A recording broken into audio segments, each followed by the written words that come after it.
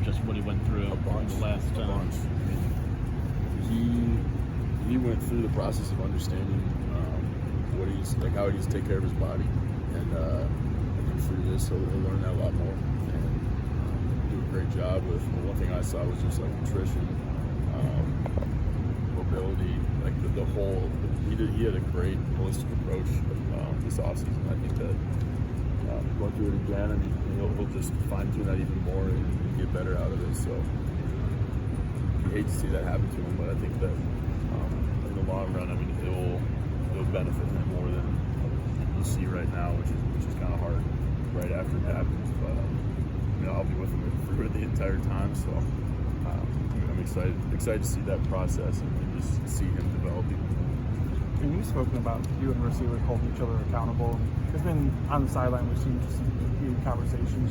When you go, how do you draw the line of like when it's enough, when you just gotta move on to the next thing, and when you gotta get that stuff out? Yeah, I mean, you always got to address everything and anything that pops up. And the cool thing about it is that it goes both ways.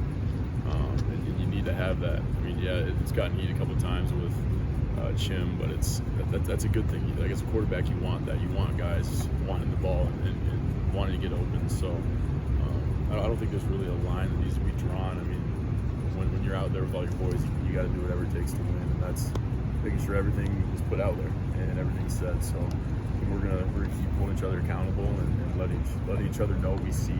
And yeah, that's just goes to playing the game. I mean, you love that energy on the sideline, so you got to have that.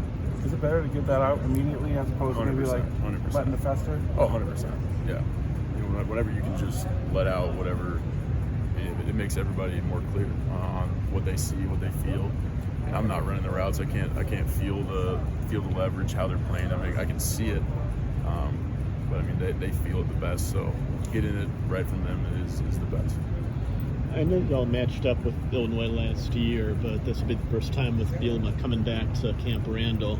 Just wondering what kind of atmosphere you kind of expect Saturday and what reception you expect him to get. I mean, it's best stadium, best fans in the country. So I mean, you kind of get it every weekend. I mean, nothing different. It's a great place to play. I mean, we're so blessed to have a place like this with such supportive fans. So we're excited.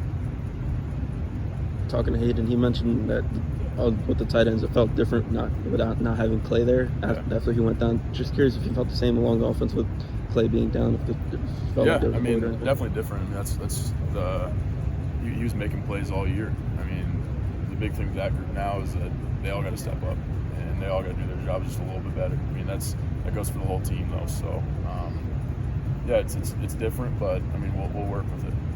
You mentioned Saturday after the game that you said this team will respond this week. Can you explain what the type of response is?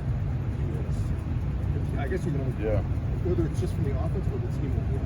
Yeah, I mean, I want to see our best ball, hands down, every position, and I'm going to push that all week. Like, how can we do something different during the week to just get better?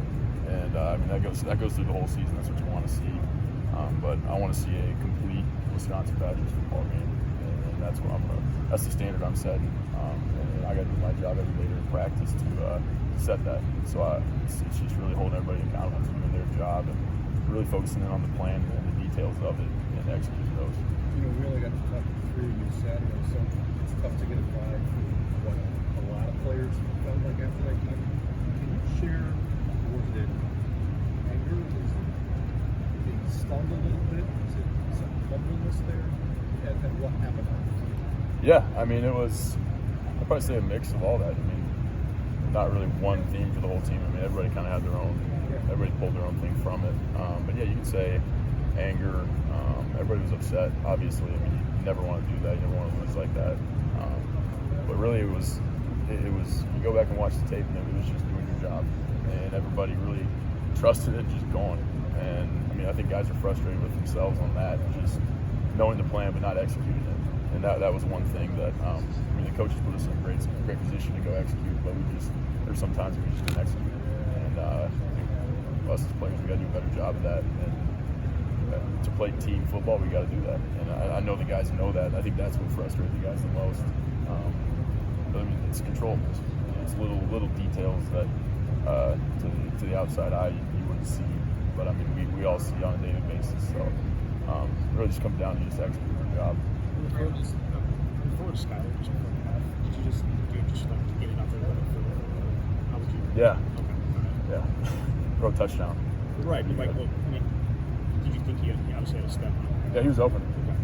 Yeah, he was open. Just got to. I mean, last year you had the slow start, 1-3, and were able to bounce back. Is that something you can use this year, 100%. moving forward, or is it 100%. the situation too different? Yeah, 100%. I mean, last year we were 2-2. We got 8 more regular season games. It's not the end of the world. I mean, we can still finish out a 10-2 football team, and I mean that's what I'm hitting the guys on. It's like, I mean, we still control our destiny. It's not the end of the world. Like the sun still came up on Sunday. So it's definitely controllable stuff that we're sitting at 2-2. You don't want to be sitting at 2-2, but it's the chance to respond right now that we're excited about. Play action hasn't been as big of a part of the offense this year as it's been in the past. Is that something that just schematically with Coach Ingham you guys have maybe phased out a little bit more, or how does that kind of go? Not really. I mean, it's kind of like game plan specific.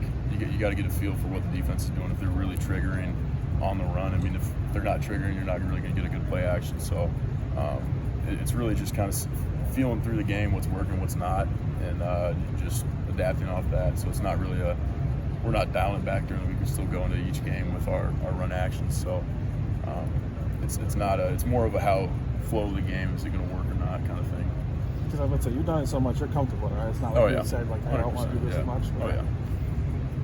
Any chance you get to throw the football is good. Graham, this Illinois defense is coming off a shutout. What do you think are some of the keys to contain them this week? Yeah. Or to get to them, I guess. I think it just comes down to playing our ball. And that's what we've been hitting the guys on this morning. Just their meeting and walk through. I mean, we know what we got to do. It just comes down to execute. We got to play our football. We got to run the ball hard. We got to make plays in the pass game. We know what we got to do. We just got to execute. And then you said too Saturday that there was this miscommunication on the interception between you and Jim. Obviously, you guys have that before. You have that chemistry. Looking at the film, do you think you kind of identified what went wrong there? 100%. Yeah, we knew. We talked about him playing right back. We squashed that one, so we're good. You got to learn from it. I mean, that's hands down. You do something like that, you got to learn from it. If you don't, that just stacks. So I mean, we addressed it. I mean, we both a little bit, but I mean, in the end, I could buy a little more time and make it right. So I put it on.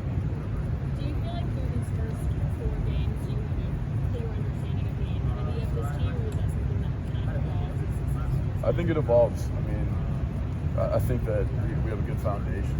I mean, this program is smart, tough, and mental. That's our foundation. But I mean, each team has their own identity, and we definitely still got to find it.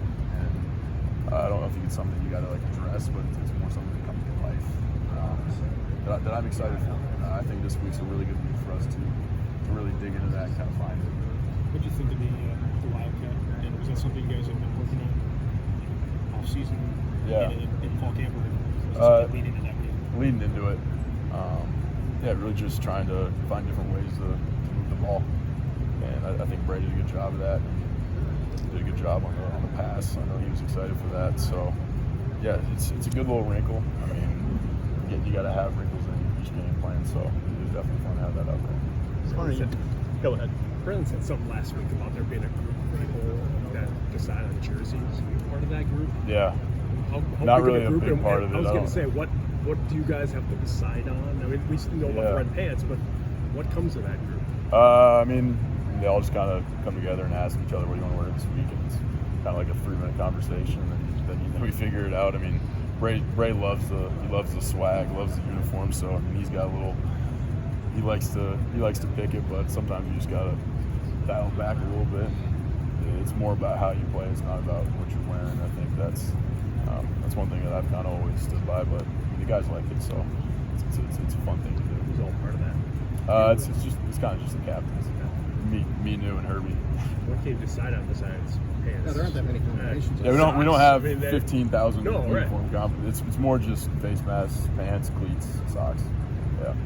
I just wondering, you just saw the highest ranked team in the Big Ten. Y'all are all pretty much done with non-conference play. Mm-hmm. How do you think the Big Ten stacks up, just compared to the strength in previous seasons versus the strength of the league overall now? Yeah, honestly, I got asked last week about just the West, and I honestly have no idea. I mean, I'm so in the moment with this team that I'm going week by week, so I know what Illinois looks like. I know what they run, but other than that, I really haven't taken a look around the country. Don't really have enough time to do that. So, yeah, I mean, we're excited for West Play to start up. I mean, it's a great opportunity, so definitely you want to start off on the right foot, so I'm going to make sure we do that. With the offensive line, there's been quite a few moving parts so far this year, guys coming in and out. How do you feel like that unit's handled that? I think great.